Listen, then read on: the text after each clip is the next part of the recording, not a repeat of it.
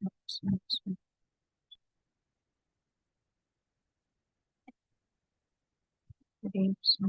Krishna Krishna, Krishna.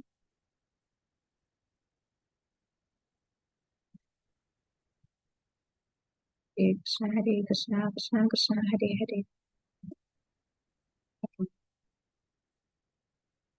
Hare Krishna.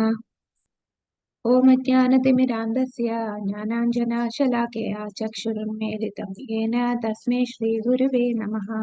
Namo Vishnupadaya Krishnaprestaya Bhutale Srimade Bhaktivedanta Swaminiti Namine. Namaste Saraswate Deve Gauravani Pracharane Sarvasheshishunyavadi Pashyata Deshadarane. Jaya Shri Krishna Chaitanya Prabhu Nityananda Shri Advaita Gadadhara Srivasadi Gaura Bhakta Vrinda. Hare Krishna Krishna Krishna Hare Hare Hare Rama Rama Rama Hare Hare.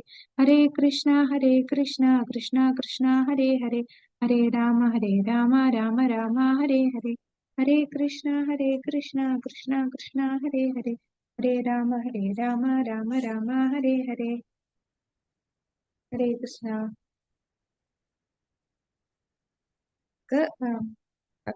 ഭക്തിരസാമൃത സിന്ധുവിലെ 5-ാമത്തെ അധ്യായം. നമുക്ക് 6 ഗോസ്വാമിമാർക്കുള്ള പ്രണാമം അർപ്പിക്കാം.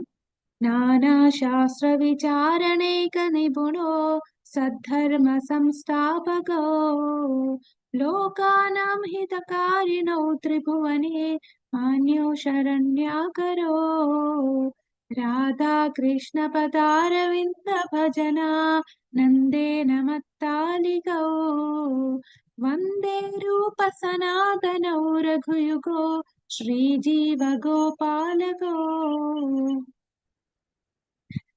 ഹരേ കൃഷ്ണ. എല്ലാവർക്കും സ്വാഗതം.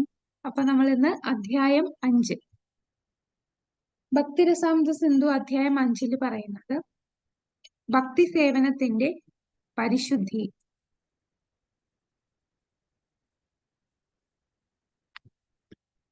ഇപ്പോ ഭക്തി സേവനത്തിന്റെ പരിശുദ്ധി ഇതില് നമ്മൾ കാണുന്നത് ഭക്തി എന്ന് പറഞ്ഞാൽ ഒന്നിനെയും ആശ്രയിക്കുന്നില്ല എന്നുള്ളതാണ് നമ്മളിവിടെ മനസ്സിലാക്കുന്നത്. അപ്പോൾ നമുക്ക് ശുദ്ധ ഭക്തിയില് നിൽക്കണമെന്നുണ്ടെങ്കിൽ നമ്മൾ നേരത്തെ പറഞ്ഞു ഭുക്തി മുക്തി ഈ 2 കാര്യങ്ങളില് നമുക്ക് താല്പര്യം ഉണ്ടാവാൻ പാടില്ല. ഭുക്തി എന്ന് പറഞ്ഞാൽ എന്താണ് ഓർമ്മയുണ്ടോ? ഭുക്തി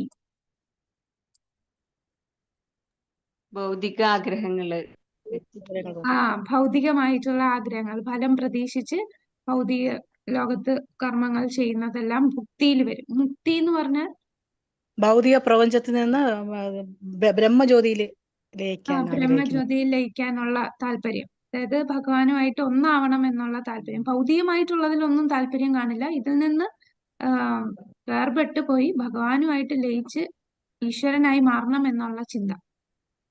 അപ്പൊ ഈ 2 കാര്യങ്ങളിലും നമുക്ക് താല്പര്യമുണ്ടെങ്കിൽ, ഇതിലേതെങ്കിലും ഒന്നിൽ താല്പര്യമുണ്ടെങ്കിൽ നമുക്ക് ശുദ്ധഭക്തി കിട്ടുകയില്ല. അപ്പൊ ശുദ്ധഭക്തി എന്ന് പറഞ്ഞാൽ ഇതിനും അപ്പുറമാണ്. ഈ ആഗ്രഹങ്ങളൊന്നും ഇല്ലാത്തൊരവസ്ഥയാണ് ശുദ്ധഭക്തി. അപ്പൊ ശുദ്ധഭക്തിയില് അതീന്ദ്രിയമാണ്. അവിടെ ഭൗതികമായിട്ടുള്ള ഒരു നമ്മളുടെ ക്വാളിഫിക്കേഷൻസ് ഇല്ല. ക്വാളിഫിക്കേഷൻ എന്ന് പറയുമ്പോൾ ഒരു ഉദാഹരണം പറയുമ്പോൾ നമുക്ക് പല യോഗകളുണ്ടല്ലോ. യോഗ ലാഡറിൽ പറയുന്നത് നമുക്ക് ഭഗവാനിലെത്താൻ ആത്മസാക്ഷാത്കാരം നേടാനായിട്ട് പല പ്രക്രിയകളുണ്ട്. ജ്ഞാനയോഗയുണ്ട്, അഷ്ടാംഗ യോഗയുണ്ട്, കർമ്മകാണ്ഡമുണ്ട്, കർമ്മയോഗയുണ്ട്, അങ്ങനെ പലതും നമ്മൾ പറയുന്നുണ്ട്. എന്നാൽ ഈ പറയുന്ന ജ്ഞാനയോഗ, അഷ്ടാംഗ യോഗ, കർമ്മകാണ്ഡം ഇവയെല്ലാം പല ബാഹ്യമായിട്ടുള്ള കാര്യങ്ങളെ ആശ്രയിച്ചാണ് ചെയ്യാൻ പറ്റത്തുള്ളൂ. ജ്ഞാനയോഗം എടുക്കണമെങ്കിൽ ഒരുവൻ എല്ലാം ഉപേക്ഷിക്കണം. അവന്റെ ഇന്ദ്രിയങ്ങളെ ശുദ്ധീകരിക്കണം. അവൻ സമാധാനപൂർവമായിട്ടുള്ള ഒരു അന്തരീക്ഷത്തിലെ അവന് നിന്ന് ജ്ഞാനയോഗം ചെയ്യാൻ സാധിക്കൂ. അവൻ ഒരുപാട് വേദശാസ്ത്രങ്ങളൊക്കെ പഠിച്ച് അവൻ ഒരുപാട് ബുദ്ധിശക്തിയിൽ ഉയർന്നു നിൽക്കണം. ഇങ്ങനെ പല കണ്ടീഷൻസ് ഉണ്ടെങ്കിൽ മാത്രമേ ഒരുവന് ജ്ഞാനയോഗ ചെയ്യാൻ സാധിക്കൂ. ഇനി അഷ്ടാംഗ യോഗ എന്ന് പറയുമ്പോൾ അവിടെ അവൻ ഒരു സന്യാസിയാണെങ്കിലേ അഷ്ടാംഗ യോഗ ചെയ്യാൻ സാധിക്കും. സന്യാസി എന്ന് പറയുമ്പോൾ അവനെല്ലാം ഉപേക്ഷിച്ച് ഇന്ദ്രിയങ്ങളെയൊക്കെ നിയന്ത്രിച്ച്, നമ്മൾ 6-ാമത്തെ അധ്യായത്തില് ഭഗവത്ഗീതയിൽ പഠിക്കുന്നുണ്ടല്ലേ, എല്ലാ ഇന്ദ്രിയങ്ങളെയും നിയന്ത്രിച്ച് അവന്റെ ശ്വാസോച്ഛ്വാസങ്ങളെ എല്ലാം നിയന്ത്രിച്ചാണ് അവസാനം ആ സമാധി അവസ്ഥയിലേക്ക് എത്തുക. അപ്പൊ അവിടെയും എന്തിനെ ആശ്രയിക്കും? അവനൊരു സന്യാസി വര്യനെ പോലെ ഉള്ള വ്യക്തിയാണെങ്കിലേ അഷ്ടാംഗ യോഗ ചെയ്യാൻ സാധിക്കും. ഇനി കർമ്മകാന്ഡം എടുക്കാം. കർമ്മകാന്ഡം എന്ന് പറയുമ്പോൾ പല യജ്ഞങ്ങളൊക്കെ ചെയ്യും. ഈ യജ്ഞങ്ങൾ ചെയ്യണമെങ്കിൽ തന്നെ സമയം, കാലം, സമയം, പിന്നെ സ്ഥലം, കൂടാതെ യജ്ഞത്തിന് ഉപയോഗിക്കുന്ന സാമഗ്രികൾ, ഇവയെല്ലാം ഡിപ്പെൻഡ് ചെയ്യും. ഈ വസ്തുക്കളെല്ലാം ശുദ്ധമാണെങ്കിൽ മാത്രമേ നമ്മൾ ഈ യജ്ഞം ചെയ്താൽ അതിന് ഫലം ലഭിക്കുകയുള്ളൂ. കൂടാതെ യജ്ഞത്തില് ബ്രാഹ്മണരൊക്കെ മന്ത്രം ജപിക്കും. ആ മന്ത്രത്തിന്റെ ഉച്ചാരണം, ആ പറയുന്നതിൽ എന്തെങ്കിലും ചെറുതായിട്ടെങ്കിലും തെറ്റ് പറ്റുവാണെങ്കിൽ അതിന് ഫലം ലഭിക്കുകയില്ല. അപ്പൊ കൂടാതെ ഈ യജ്ഞം ചെയ്യാൻ വരുന്ന ബ്രാഹ്മണർ അവര് ക്വാളിഫൈഡ് ആയിരിക്കണം. അതായത് ആ ഒരു എന്താണ്, അവർക്ക് ആ യോഗ്യതയുള്ള ബ്രാഹ്മണരായിരിക്കണം ഇത് ചെയ്യാനായിട്ട്. അപ്പൊ ഇങ്ങനെയുള്ള കണ്ടീഷൻസ് ഇതിനെല്ലാം ഡിപ്പെൻഡ് ചെയ്താണ്, ഇതിനെല്ലാം ആശ്രയിച്ചാണ് മറ്റ് യോഗകൾ വരുന്നത്, യോഗകൾ ചെയ്യാൻ സാധിക്കത്തുള്ളൂ. പക്ഷെ ഭക്തി എന്ന് പറഞ്ഞാൽ ഒന്നിനെയും ആശ്രയിക്കുന്നില്ല. ഭക്തി എന്ന് പറഞ്ഞാൽ സ്വയം അത് ഒന്നിനെയും ആശ്രയിക്കാതെ നിൽക്കുന്ന, ഇതുപോലെയുള്ള ബാഹ്യമായ പരിതസ്ഥിതിയെ ഒന്നും ആശ്രയിച്ചല്ല ശുദ്ധഭക്തി എന്ന് പറയുന്നത്. ശുദ്ധഭക്തിക്ക് എന്തുമാത്രം മതി? നമ്മളുടെ ആഗ്രഹം മതി. ഭഗവാനോടുള്ള ആ ആഗ്രഹവും നമുക്ക് അതിനോടുള്ള താല്പര്യവും ഉണ്ടെങ്കിൽ നിനക്ക് ശുദ്ധഭക്തി ചെയ്യാം. അതാണ് പറയുന്നത്. അപ്പൊ നമുക്ക് അല്ലാതെ ഞാൻ ഏത് കുലത്തിൽ ജനിച്ചു, ഏത് രാജ്യത്ത് ജനിച്ചു, എവിടെ ജനിച്ചു, ഇതൊന്നും അതിനൊരു പ്രശ്നമേ അല്ല ഭക്തി ചെയ്യാനായിട്ട്. അപ്പം നമുക്ക് നോക്കാം അധ്യായം 5. അധ്യായം 5 എന്താണ്? ഭക്തി സേവനത്തിന്റെ പരിശുദ്ധി. ശുദ്ധ ഭക്തിയുത സേവനം തികച്ചും സ്വയം പര്യാപ്തവും സ്വതന്ത്രവുമാണ്. മറ്റുള്ള ആത്മസാക്ഷാത്കാരം ചെയ്യാനുള്ള പ്രക്രിയ അനുസരിച്ച് ഒന്നിനെയും ആശ്രയിക്കുന്നതല്ല. സ്വതന്ത്രമാണ് ശുദ്ധ ഭക്തിയുത സേവനം. സ്വയം പര്യാപ്തവുമാണ് ശുദ്ധ ഭക്തിയുത സേവനം. അപ്പൊ നമ്മളുടെ ഭക്തി ശുദ്ധവും 3 ആവശ്യകതകളിൽ നിന്ന് സ്വതന്ത്രവുമാണ്. അപ്പൊ 3 ആവശ്യകതകൾ എന്ന് പറഞ്ഞാൽ പുണ്യകരമായ ജനനം. അപ്പോ പുണ്യമായ ജനനം, നമ്മൾ ഏത് ജനനത്തിലാണ്, നമ്മൾ ഏത് ജന്മമാണ് എടുത്തത്, ഏത് കുലത്തിൽ ജനിക്കുന്നു, അല്ലെങ്കിൽ എൻ്റെ ശരീരാവസ്ഥ, സൗന്ദര്യം, നമ്മളുടെ സമ്പത്ത്, നമ്മളുടെ വിദ്യാഭ്യാസം, അല്ലെ നമ്മളുടെ വയസ്സ്, ഇതിനെ ഒന്നും ആശ്രയിക്കുന്നതല്ല ശുദ്ധഭക്തി. ആർക്കും ചെയ്യാൻ സാധിക്കും. അപ്പോ നമുക്ക് ഏത് കുലത്തിൽ എന്ന് പറയുമ്പോൾ നമുക്കറിയാം, എന്താണ്,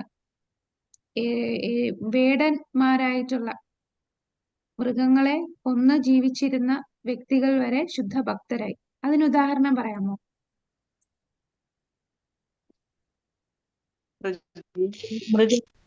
ആ പറഞ്ഞോളൂ. മൃഗാരി. മൃഗാരി ഒരു ഉദാഹരണമാണ്. പിന്നെ നമുക്ക് രാമായണത്തില് രത്നാകരൻ വാൽമീകിയായി മാറി, അല്ലെ?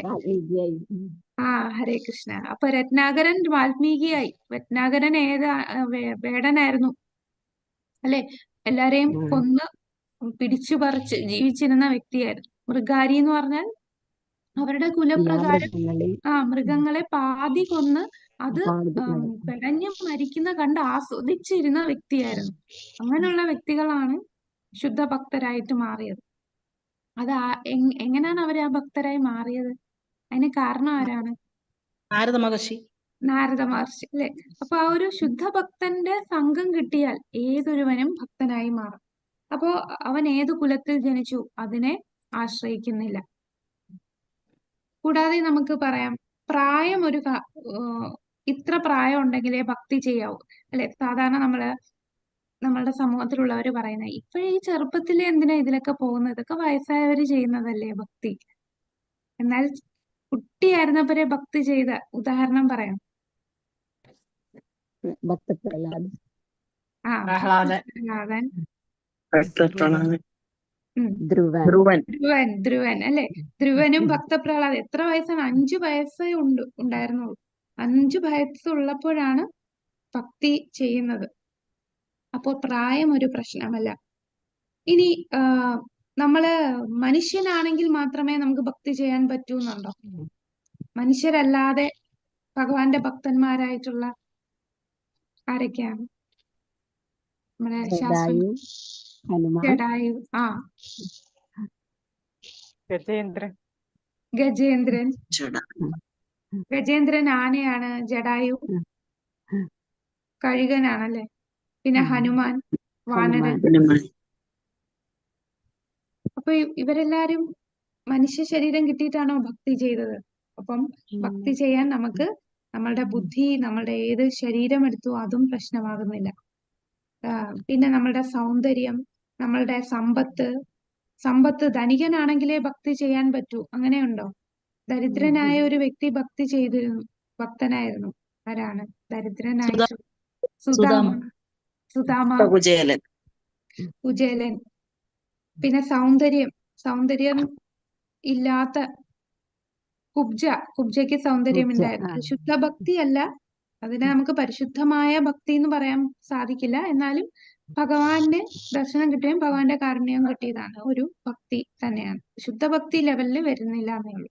അപ്പം സൗന്ദര്യം ഒരു പ്രശ്നമല്ല, നമ്മൾ ഏത് കുലത്തിൽ ജനിക്കുന്നു എന്നും പ്രശ്നമല്ല, നമ്മളുടെ പ്രായം പ്രശ്നമല്ല, നമ്മള് ഏത് മനുഷ്യനാണെങ്കിൽ മാത്രമേ ചെയ്യാവുന്നില്ല അല്ലെ? നമ്മളുടെ സമ്പത്ത്, ഇതിനെ ഒന്നും ആശ്രയിക്കുന്നതല്ല. ഭക്തി എന്ന് പറയുന്ന സ്വതന്ത്രമാണ്. അപ്പൊ ഇതിന് ഉദാഹരണം, പുണ്യകരമായ ജനനം ഒരു പ്രശ്നമല്ല. അതിന് നമുക്ക് രൂപഗോസ്വാമി, നമ്മൾ പറഞ്ഞില്ലേ ഭക്തിരസാമൃത സിന്ധു എന്ന് പറഞ്ഞാൽ പല റെഫറൻസ് വെച്ചിട്ട് അതിന് തെളിവുകൾ കൊണ്ടുവന്ന് നമുക്ക് ആ ഓരോ പോയിന്റിനും ഓരോ തെളിവുകൾ കൊണ്ട് കാണിക്കുകയാണ്.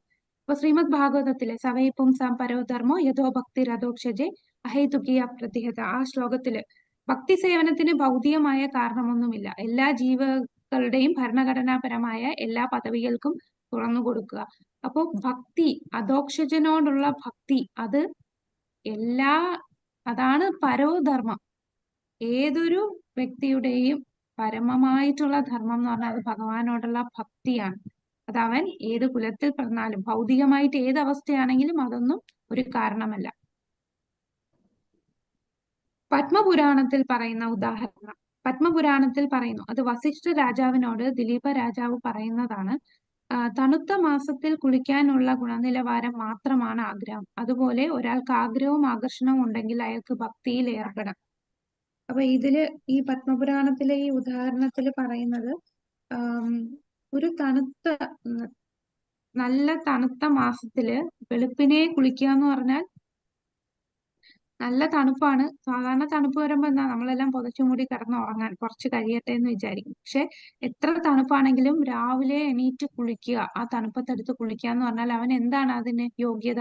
അവന്റെ ആഗ്രഹവും ആകർഷണം, അവൻ ആ ഒരു വിൽ പവർ, അവന്റെ ആഗ്രഹവും പിന്നെ അത് ചെയ്യാനുള്ള ആകർഷണവും ഉണ്ടെങ്കിൽ അവനത് ചെയ്യും. അതുപോലെയാണ് ഭക്തി ചെയ്യാനായിട്ട് വേറൊന്നും അല്ല ഇതിന്റെ ആശ്രയിക്കുന്നത്. അവന്റെ ആഗ്രഹവും അവൻ അതിലുള്ള ആകർഷണവും ഉണ്ടെങ്കിൽ അവന് ഭക്തിയിൽ ഏർപ്പെടാം.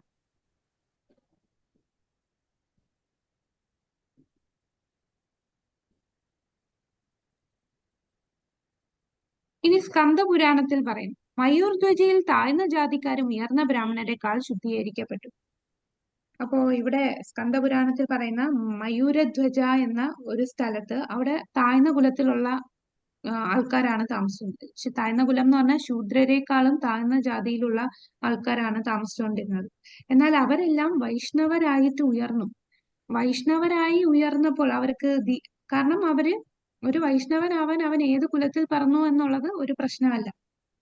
അവൻ ആ വൈഷ്ണവ തത്വങ്ങൾ അനുസരിച്ച് അവന്റെ കർമ്മത്തെ ശുദ്ധീകരിച്ചാൽ മതി. ആ കർമ്മം അതനുസരിച്ച് ചെയ്ത് അവൻ ദീക്ഷ ലഭിക്കുമ്പോൾ അവന്റെ സ്ഥാനം ഉയർന്ന ബ്രാഹ്മണരെക്കാൾ ശുദ്ധീകരിക്കപ്പെടുന്നതാണ്. അവര് തിലകമണിഞ്ഞ് കണ്ടിമാല ധരിച്ച് നിൽക്കുമ്പോൾ വൈകുണ്ഠത്തിൽ നിന്ന് വന്ന നിവാസികളെ പോലെ തോന്നിക്കുമായിരുന്നു. അത്ര ഭംഗിയായിരുന്നു അവര് ആ ഒരു രീതിയിലേക്ക് മാറിയപ്പോൾ ഉണ്ടായിരുന്നത്. അവർ ആ ഉയർന്ന ബ്രാഹ്മണരെക്കാൾ ശുദ്ധീകരിക്കപ്പെടുകയാണ്. അപ്പൊ ശ്രീല പ്രഭുപാദർ അദ്ദേഹത്തിന് ഒരുപാട് ക്രിറ്റിസിസം ഏൽക്കേണ്ടി വന്നു. കാരണം അദ്ദേഹം ആരെയാണ് ബ്രാഹ്മണരാക്കി മാറ്റിയത്? പാശ്ചാത്യ ദേശത്തിലുള്ള മ്ലേച്ഛരായിട്ടുള്ള വ്യക്തികളെയാണ് അദ്ദേഹം ബ്രാഹ്മണരാക്കിയത്. അപ്പോ ഇവിടെ ഭാരതത്തിൽ വന്നപ്പോ ഇവിടെ ഉള്ള സ്മാർത്ഥ ബ്രാഹ്മണർക്ക് അത് ഭയങ്കര പ്രശ്നമായിരുന്നു. ആ സ്മാർത്ഥ ബ്രാഹ്മണർ എന്ന് പറഞ്ഞാൽ എന്താണ്? സ്മാർത്ഥ ബ്രാഹ്മണർ എന്ന് പറഞ്ഞാൽ ബ്രാഹ്മണ കുലത്തിൽ ജനിച്ചവരെ മാത്രമേ ബ്രാഹ്മണായിട്ട് കണക്കാക്കത്തുള്ളൂ. അങ്ങനെയുള്ളവരാണ് ഇപ്പം നമ്മുടെ സമൂഹത്തിലും പലരും അങ്ങനെയുള്ള വ്യക്തികളാണ്. ബ്രാഹ്മണൻ അവൻ ഏത് കുലത്തിൽ ജനിച്ചു അതിനാണ് ഇമ്പോർട്ടൻസ് കൊടുക്കുന്നത്. അവൻ ബ്രാഹ്മണനായിട്ട് ജനിച്ചവർക്ക് മാത്രമേ പൂണൂല് ധരിക്കാൻ യോഗ്യത ഉണ്ടായിരുന്നുള്ളൂ. അങ്ങനെ എന്നാൽ ഒരു വൈഷ്ണവൻ എന്ന് പറഞ്ഞാൽ എന്താണ്? ഇപ്പൊ നമുക്ക് മനസ്സിലായി അവൻ ഏത് കുലത്തിൽ ജനിച്ചു, പുണ്യകരമായ ജനനം, ഇതിനെയൊന്നും ആശ്രയിക്കുന്നതല്ല അവൻ ഒരു ശുദ്ധ ഭക്തനാവാനായിട്ട്. അപ്പം പ്രഭുപാദർ വിദേശത്ത് ഉള്ള പാശ്ചാത്യ ദേശത്തുള്ള വ്യക്തികളെ ഭക്തരാക്കി വന്നു. അവർക്ക് ആദ്യത്തെ ദീക്ഷ കൊടുത്തു, പരിണാം ദീക്ഷ കൊടുത്തു, പിന്നീട് അവർക്ക് ബ്രാഹ്മണ ദീക്ഷ കൊടുത്തു. അങ്ങനെ അവർ പൂണൂല് ധരിച്ചു. അപ്പൊ ഇതൊന്നും സ്മാർത്ഥ ബ്രാഹ്മണർക്ക് അംഗീകരിക്കാൻ സാധിക്കുന്നില്ല. ഇവരൊക്കെ ഏത് കുലത്തിൽ ജനിച്ചവരാണ്? ബ്രാഹ്മണനായിട്ട് ജനിച്ചവന് മാത്രമല്ലേ ഈ ഒരു ബ്രാഹ്മണ ഈ പൂണൂല് ധരിക്കാൻ സാധിക്കുകയുള്ളൂ. അപ്പോ ഇങ്ങനെ കുറെ വ്യക്തികൾ, കാരണം അവരെ സംബന്ധിച്ച് അത്രേ ഉള്ളൂ. ഈ ശുദ്ധ ഭക്തിയെ കുറിച്ചുള്ള ധാരണ അവർക്കില്ല, ഇതിനെക്കുറിച്ചുള്ള ജ്ഞാനം അവർക്കില്ല. അവര് ഇപ്പോഴും ഉണ്ട് ഒരു നിത്യാനന്ദ വംശ എന്ന് പറയുന്ന ഒരു വിഭാഗം ആൾക്കാരുണ്ട്. അവരെന്ന് പറഞ്ഞാൽ നിത്യാനന്ദ പ്രഭുവിന്റെ കുടുംബത്തിൽ ജനിച്ചവരാണ്. പക്ഷെ അവരെ സംബന്ധിച്ച് ആ കുടുംബത്തിൽ ജനിച്ചവർക്ക് മാത്രമേ യോഗ്യതയുള്ളൂ എന്നാണ് കരുതുന്നത്. ബാക്കിയുള്ളവരൊന്നും വൈഷ്ണവരായിട്ട് അവർ അംഗീകരിക്കില്ല. ഏത് കുടുംബത്തിൽ ജനിക്കുന്നു എന്നുള്ളതാണ് അവർ കാണുന്നത്. പക്ഷെ ഇപ്പൊ നമുക്ക് മനസ്സിലായി എന്താണ് ഭക്തി എന്ന് പറഞ്ഞാൽ. ജനനത്തെ ആശ്രയിക്കുന്നില്ല, അത് സ്വതന്ത്രമാണ്. ഏത് വ്യക്തിക്കും ശുദ്ധമാകാൻ സാധിക്കും. ഹരിഭക്തി വിലാസത്തിൽ പറയുന്നു, സനാതന ഗോസ്വാമി രചിച്ചതാണ് ഹരിഭക്തി വിലാസ്. അവിടെ പറയുന്നു, ആൽക്കമിക്ക് ഇരുമ്പിനെ സ്വർണമാക്കി മാറ്റാൻ കഴിയും, അതുപോലെ തന്നെ താഴ്ന്ന ജന്മ സ്വഭാവത്തെ ഏറ്റവും വലിയ വിശുദ്ധനാക്കി മാറ്റാൻ സാധിക്കും. അപ്പൊ ഒരു ഇരുമ്പിനെ സ്വർണമാക്കി മാറ്റാൻ സാധിക്കുന്ന പോലെ ആൽക്കമിക്കുമായിട്ട് ചേരുമ്പോൾ അത് സ്വർണമായി മാറുന്നു. അതുപോലെ ഏത് കുലത്തിൽ ജനിച്ചവനാണെങ്കിലും, താഴ്ന്ന കുലത്തിൽ ജനിച്ചവനാണെങ്കിൽ പോലും അവനെ വിശുദ്ധനാക്കി മാറ്റാൻ സാധിക്കുന്നു. അവനെ ഭക്തരുമായി സംഘം ചേർന്ന് ഭക്തിയുത സേവനം ചെയ്താൽ മതി. അങ്ങനെ ഭക്തിയുത സേവനം ചെയ്യാൻ ഒരു യോഗ്യതയും ഇല്ല. ഇനി അടുത്തത് ശുദ്ധീകരണത്തിന്റെ ആചാരങ്ങൾ, വർണ്ണാശ്രമം, ഇവയെ ഒന്നും ആശ്രയിക്കുന്നില്ല. അപ്പൊ പുണ്യകരമായ ജനനത്തെ ആശ്രയിക്കുന്നില്ല, ശുദ്ധീകരണത്തിന്റെ ആചാരങ്ങളെ ആശ്രയിക്കുന്നില്ല, വർണ്ണാശ്രമ ധർമ്മത്തെയും ആശ്രയിക്കുന്നില്ല. ശുദ്ധീകരണത്തിന്റെ ആചാരങ്ങൾ. അബദ്ധത്തിൽ വീണാലും കൂടുതൽ കർശനമായി ഭക്തി സേവനം ചെയ്യുക. അപ്പൊ നമ്മള് ഭക്തി ചെയ്യുമ്പോൾ എന്തെങ്കിലും പാപം ചെയ്തു കഴിഞ്ഞാൽ, അപ്പൊ നമുക്ക് അറിവില്ലാതെ ഒരുപാട് തെറ്റുകൾ ചെയ്തിട്ടുണ്ട് എന്നുണ്ടെങ്കിൽ അതിന് നമുക്ക് പ്രായച്ചിത്തമായിട്ടൊന്നും ചെയ്യേണ്ട ആവശ്യമില്ല. പ്രായച്ചിത്തം എന്ന് പറഞ്ഞാൽ കൂടുതൽ തീവ്രമായി ഭക്തിയുത സേവനം തന്നെ തുടർന്നുകൊണ്ടിരിക്കുക. നമ്മൾ നാമം ജപിക്കുമ്പോൾ ആദ്യമൊക്കെ നമ്മൾ അപരാധത്തോടു കൂടിയാണ് നാമം ജപിക്കുന്നത്. അയ്യോ, ഞാൻ അപരാധത്തിലാണല്ലോ നാമം ജപിച്ചത്, അതുകൊണ്ട് ഇതിന് പ്രതിഫലമായിട്ട് ഞാൻ എന്തെങ്കിലും ചെയ്യണോ? ഒന്നും ചെയ്യണ്ട. നമ്മള് ശ്രദ്ധയോടെ നാമം ജപിക്കുക മാത്രം. ആ നാമത്തിൽ കൂടെ നമുക്ക് നമ്മൾ ചെയ്ത പാപത്തിനെ മാറ്റാൻ സാധിക്കും.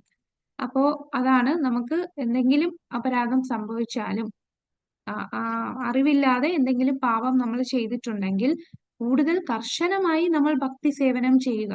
പ്രായച്ചിത്തത്തിന്റെ ആവശ്യമില്ല, മറ്റ് പ്രായച്ചിത്തം വേണ്ട.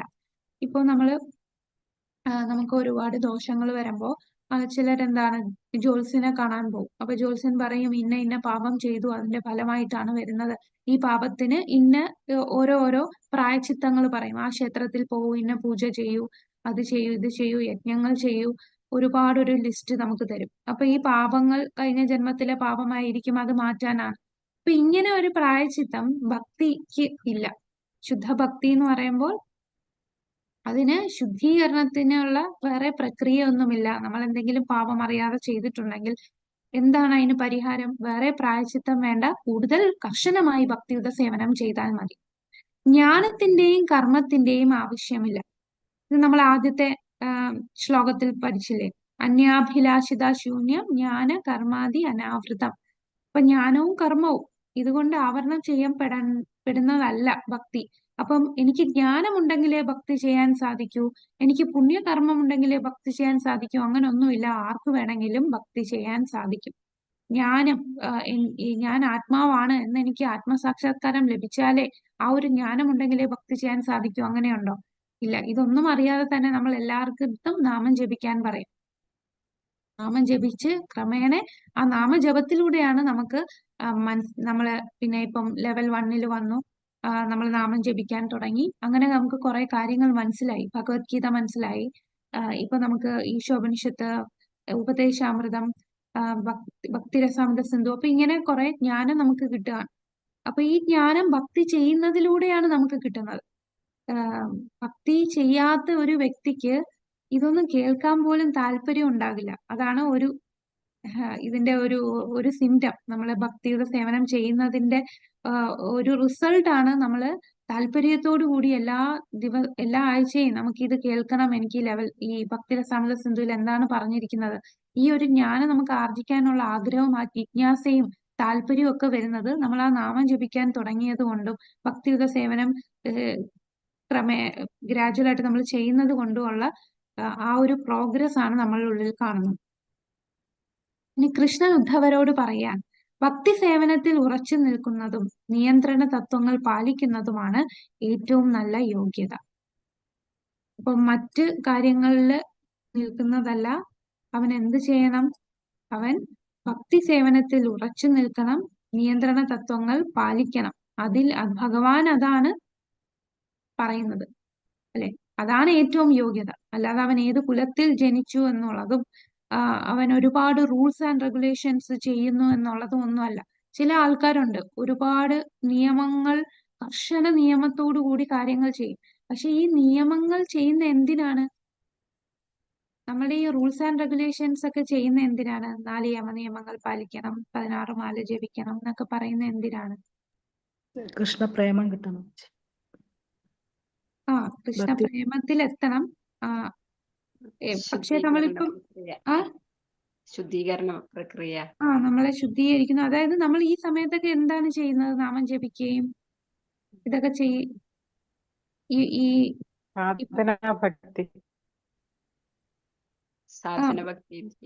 സാധന ചെയ്യുമ്പോ നമുക്ക് എന്താണ് ഈ സമയങ്ങളിൽ നമ്മളുടെ മനസ്സിലൊക്കെ എന്താ വരിക? നമ്മൾ എന്താണ്, ആരെ കുറിച്ചാ ചിന്തിക്കുന്നത്? ഭഗവാനെ കുറിച്ച് ചിന്തിക്കുക. അപ്പൊ ഭഗവാനെ സ്മരിക്കുക. സ്മർത്തവ്യ സതതം വിഷ്ണുർ വിസ്മർത്തവ്യന ജാതുക്കൾ. അതിനുവേണ്ടിയാണ് നമ്മൾ സാധന ചെയ്യുന്നത്. നമ്മൾ ഭഗവാനെ സ്മരിക്കാൻ വേണ്ടി. നമ്മളിങ്ങനെ യമനിയമങ്ങളൊന്നും പാലിക്കാതിരുന്നാൽ നമുക്ക് ഭഗവാനെ സ്മരിക്കാൻ സാധിക്കില്ല. നമ്മളെ ഇന്ദ്രിയങ്ങളെ നിയന്ത്രിച്ച് ഇന്ദ്രിയങ്ങളെ ശുദ്ധീകരിച്ചാലേ നമുക്ക് ഭഗവാനെ സ്മരിക്കാൻ സാധിക്കൂ, അതായത് ഭക്തി ചെയ്യാൻ സാധിക്കും. അല്ലെങ്കിൽ നമ്മളിപ്പോ നാമം ജപിക്കും, എന്നിട്ട് യമനിയമങ്ങളിൽ നമ്മൾ നാമവും ജപിക്കും, മത്സ്യമാംസാദികൾ കഴിക്കുകയും കൂടെ ചെയ്യാന്ന് പറഞ്ഞാൽ നമ്മളൊരു തീയിന് നല്ല ഒരു ഉണങ്ങിയ തടി ഇങ്ങനെ കത്തിക്കുന്നതിന് പകരം ഈ തടി എടുത്ത് വെള്ളത്തിൽ മുക്കിയിട്ട് അതിനെ കത്തിക്കാൻ ശ്രമിക്കുന്ന പോലാണ്. ആ എഫക്റ്റ് വരില്ല. നമ്മൾ ഈ യമനിയമങ്ങൾ പാലിക്കാതെ നാമം ജപിച്ചാൽ നമുക്ക് ആ ശുദ്ധീകരണ പ്രക്രിയ പ്രോസസ്സ് വളരെ സ്ലോ ആയിരിക്കും. ഒരു നനഞ്ഞ തടി കത്തിക്കാൻ എന്താണ് ഒരുപാട് സമയം എടുക്കും, അല്ലെ? അതിന്റെ ആ വെള്ളത്തിന്റെ ഈർപ്പമൊക്കെ പോയിട്ടേ അത് കത്തും, അല്ലെ? കത്തത്തില്ല അത്. അതുപോലാണ് നമ്മൾ ഈ യമനിയമങ്ങൾ പാലിച്ചു പോകുമ്പോൾ അത് ഉണങ്ങിയ തടിയെ കത്തിക്കുന്ന പോലാണ്. പെട്ടെന്ന് നമുക്ക് ശുദ്ധീകരിക്കാൻ പറ്റും, നമ്മളെ പാപങ്ങളെ കത്തിച്ച് കളയാൻ സാധിക്കും. അപ്പോൾ അങ്ങനെ ശുദ്ധീകരിക്കുമ്പോൾ എന്താണ്, നമുക്ക് ഭഗവാനെ സ്മരിക്കാൻ സാധിക്കും. അപ്പൊ ആ സ്മരണത്തിൽ എത്തണം, അതിനുവേണ്ടിയാണ് നമ്മൾ ഈ സാധന ചെയ്യുന്നത്. അപ്പം ഭഗവാൻ പറയുന്ന എന്താണ്? ഭക്തി സേവനത്തിൽ ഉറച്ചു നിൽക്കുന്നതും നിയന്ത്രണ തത്വങ്ങൾ പാലിക്കുന്നതുമാണ് ഏറ്റവും യോഗ്യത.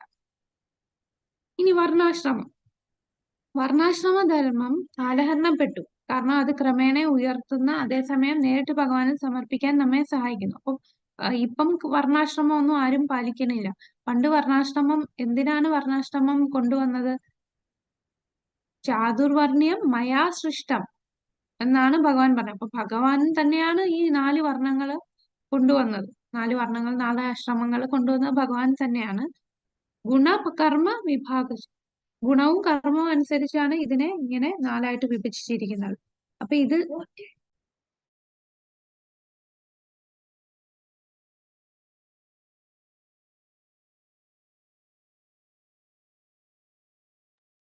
അപ്പൊ ഈ 4 വർണ്ണ ആശ്രമം എന്തിനാണ്, വർണ്ണാശ്രമ ധർമ്മം എന്തിനാണ് ഭഗവാൻ ഇതിനെ കൊണ്ടുവന്നത്?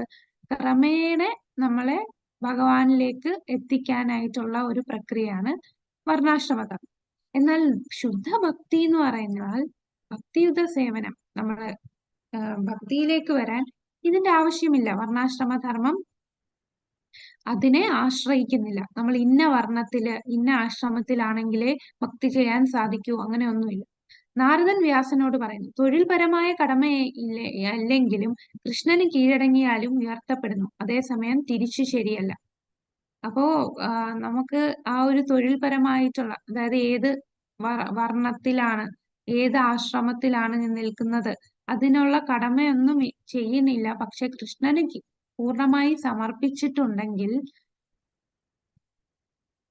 അവൻ ഉയർത്തപ്പെടും, ഭഗവാനെ ശരണം പ്രാപിക്കും. ഈ വർണ്ണാശ്രമത്തിന്റെ തന്നെ ഉദ്ദേശം എന്താണ്? ഭഗവാനെ ശരണം പ്രാപിക്കാൻ വേണ്ടിയാണ് വർണ്ണാശ്രമം ഭഗവാൻ കൊണ്ടുവന്നത്.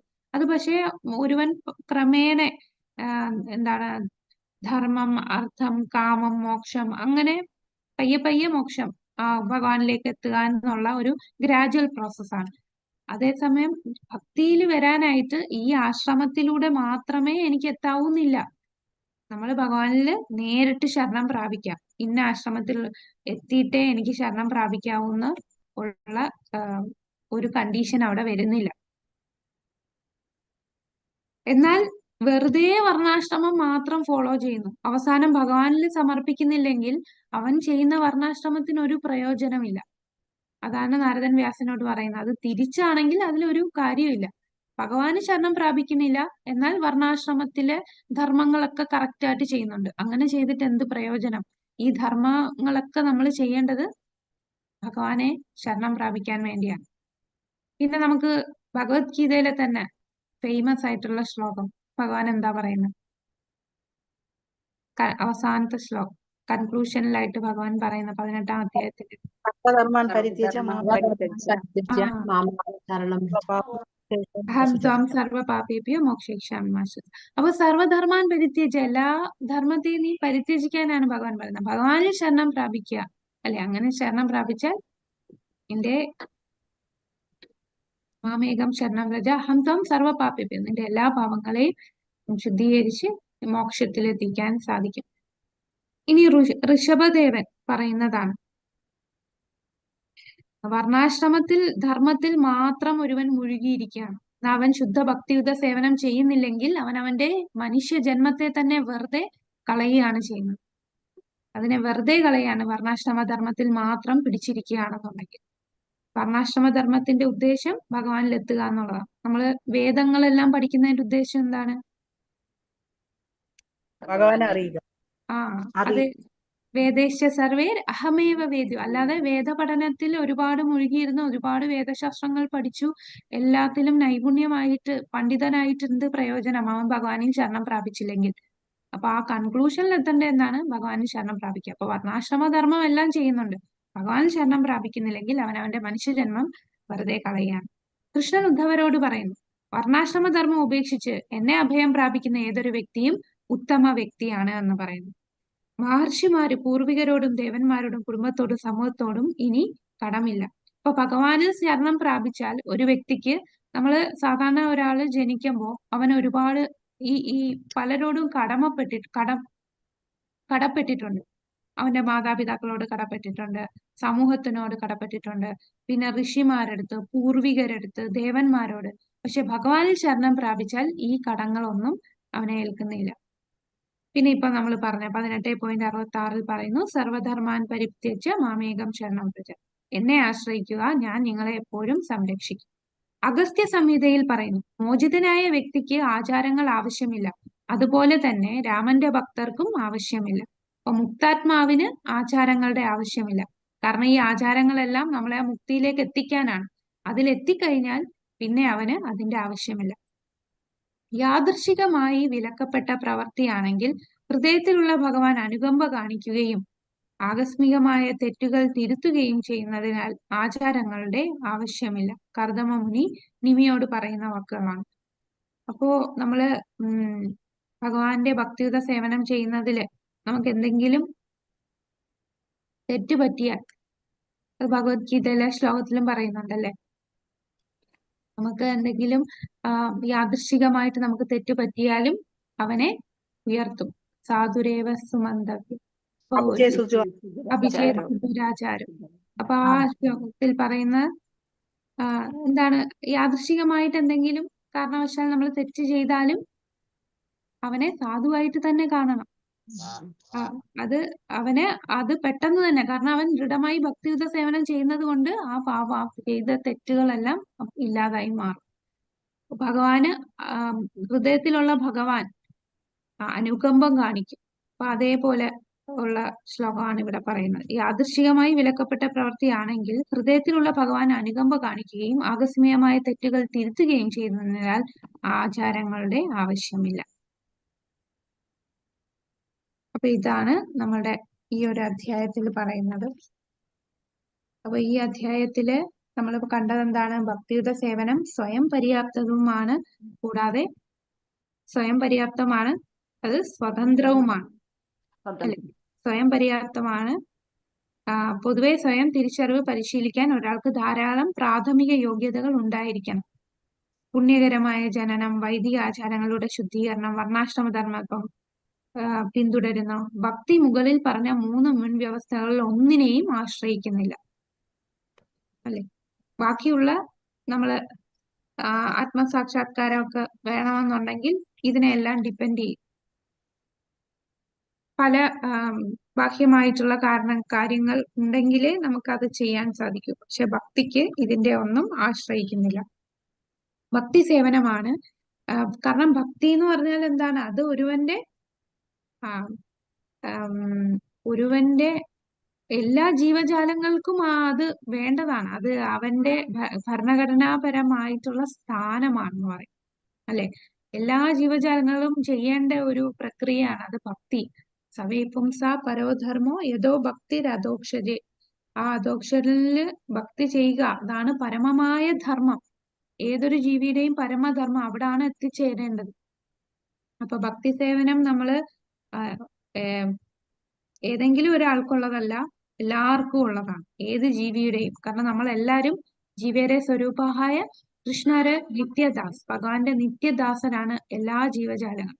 അപ്പൊ ആ ഭഗവാനോടുള്ള ഭക്തി അത് സ്വാഭാവികമായിട്ട് നമ്മളുടെ ഉള്ളിലുള്ളതാണ്. അതിനെ ഉണർത്തിയെടുക്കുകയാണ് ചെയ്യുന്നത്. അല്ലാതെ ഇല്ലാത്തൊരു ഒരു കാര്യം നമ്മള് ആർട്ടിഫിഷ്യലി ഉണ്ടാക്കിയെടുക്കുന്നതല്ല.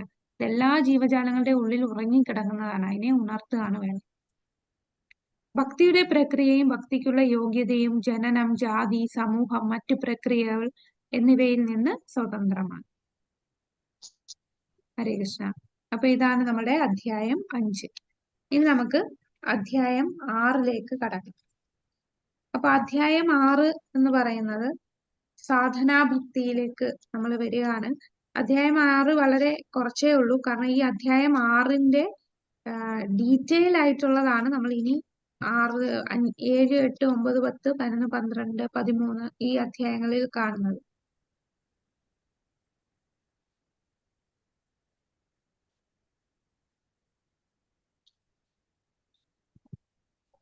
കൃഷ്ണ കൃഷ്ണ കൃഷ്ണ കൃഷ്ണ ഹരേ രാം.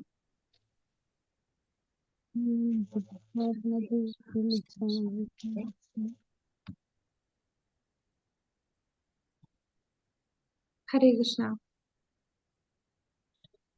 അപ്പോ ഇവിടെ 6 മുതൽ 13 വരെയുള്ള അധ്യായങ്ങളില് 6ാമത്തെ അധ്യായത്തില് നമ്മൾ ഭക്തിയുത സേവനം എങ്ങനെ നിർവഹിക്കാം, ഭക്തിയുത സേവനം എങ്ങനെ നിർവഹിക്കാം എന്നുള്ളതില് 64 കാര്യങ്ങൾ ഇവിടെ പറയുന്നുണ്ട്. ഒരു വൈഷ്ണവർ പാലിക്കേണ്ട അനുഷ്ഠാന വിധികളെ കുറിച്ചാണ് പറയുന്നത്. അപ്പൊ ഏതൊരു വൈഷ്ണവനാണെങ്കിലും അവന് ഈ 64 തത്വങ്ങൾ മനസ്സിലാക്കണം. ഈ 64 കാര്യങ്ങൾ ഒരു അവലോകനമാണ് 6-ാമത്തെ അധ്യായത്തിൽ. പിന്നീട് 7-ാമത്തെ അധ്യായത്തില് ഈ 64 എണ്ണത്തിൽ ആദ്യത്തെ 18 എണ്ണം 7-ാമത്തെ അധ്യായത്തിൽ പറയുന്നു. പിന്നെ 19-ാമത്തേത് 8-ാമത്തെ അധ്യായത്തിൽ പറയുന്നു. പിന്നെ 20 മുതൽ 42 വരെയുള്ള കാര്യങ്ങൾ 9-ാമത്തെ അധ്യായത്തിലും 43 മുതൽ 46 വരെയുള്ളത് 10-ാമത്തെ അധ്യായത്തിലും 47 മുതൽ 53 വരെയുള്ള കാര്യങ്ങൾ 11-ാമത്തെ അധ്യായത്തില് പിന്നെ 54 തൊട്ട് 59 12-ാമത്തെ അധ്യായം 60 മുതൽ 64 13-ാമത്തെ അധ്യായം. അപ്പൊ ഇങ്ങനെ ഈ 7 തൊട്ട് 13 വരെയുള്ള അധ്യായങ്ങളില് 6-ാമത്തെ അധ്യായത്തിൽ പറയുന്ന കാര്യങ്ങളെ ഡീറ്റെയിൽ ആയിട്ട് നോക്കുന്നതാണ്. അപ്പൊ 6-ാമത്തെ അധ്യായത്തില് എല്ലാ 64 കാര്യങ്ങളും ആ തത്വങ്ങളും ഓരോന്നോരോന്നായിട്ട് പറയുന്നുണ്ട്. അത് ഡീറ്റെയിൽ ആയിട്ട് നമ്മൾ ബാക്കിയുള്ള അധ്യായത്തിൽ കാണും.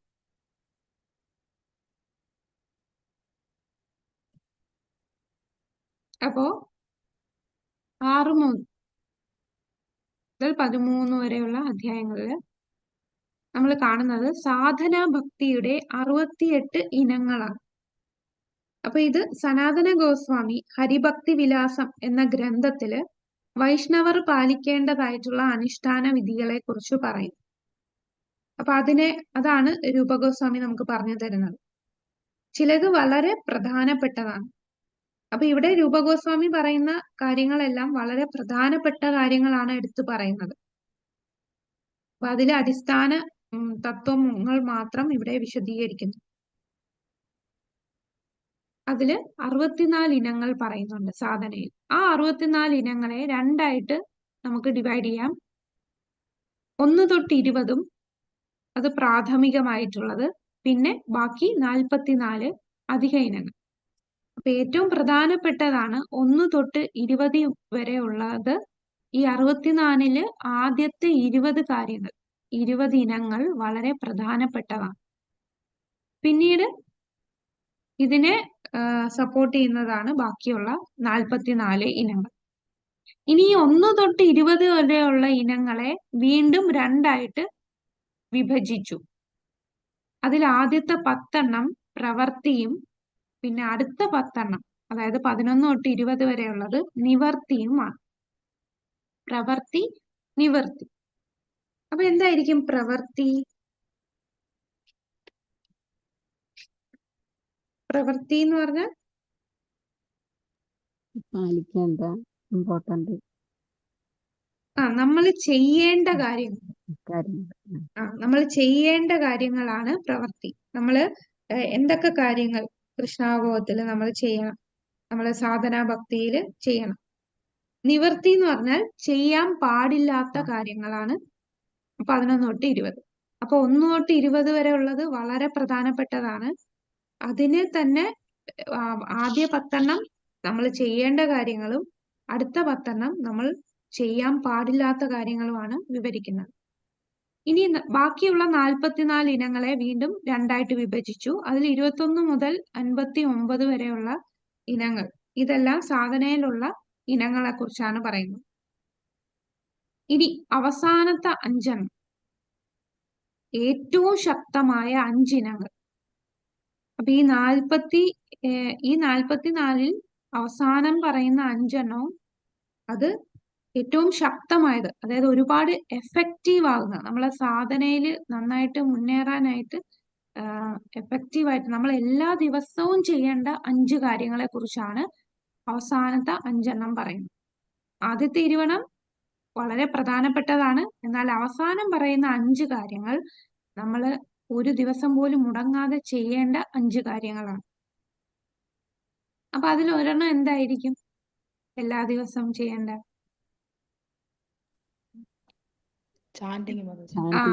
നാമജപം അല്ലെ? 16 മാല ജപിക്കുക എന്നുള്ളത്. അപ്പൊ നാമജപം അതിലൊരെണ്ണമാണ്. യമനിയമങ്ങൾ പാലിക്കുന്നു. യമനിയമങ്ങളുണ്ട്. അല്ലാതെ നമ്മള് സാധനയിൽ നമ്മൾ സത്സംഗം. ചെയ്യേണ്ട നാമം ജപിക്കണം, പിന്നെ ഭക്തി സത്സംഗം. സംഘം ചെയ്യണം, ഭക്തരുമായി സംഘം ചെയ്യണം. പിന്നെ നമ്മള് നിത്യം ഭാഗവത സേവ ചെയ്യണം. അപ്പൊ അത് നമുക്ക് ഇനി കാണാം. അതിന് മാത്രമായിട്ടൊരു അധ്യായം തന്നെ ഉണ്ട് അവസാന 5-ന്. അപ്പൊ നമുക്ക് ഈ ആദ്യത്തെ 10 ഇനങ്ങൾ. അപ്പൊ ഇത് 10 ഇനങ്ങളില് ആദ്യം പറയുന്നത് നമുക്കത് ബുക്കിലുള്ളത് നോക്കാം. ഇത് ജസ്റ്റ് വായിച്ചു പോകുന്നതേ ഉള്ളൂ.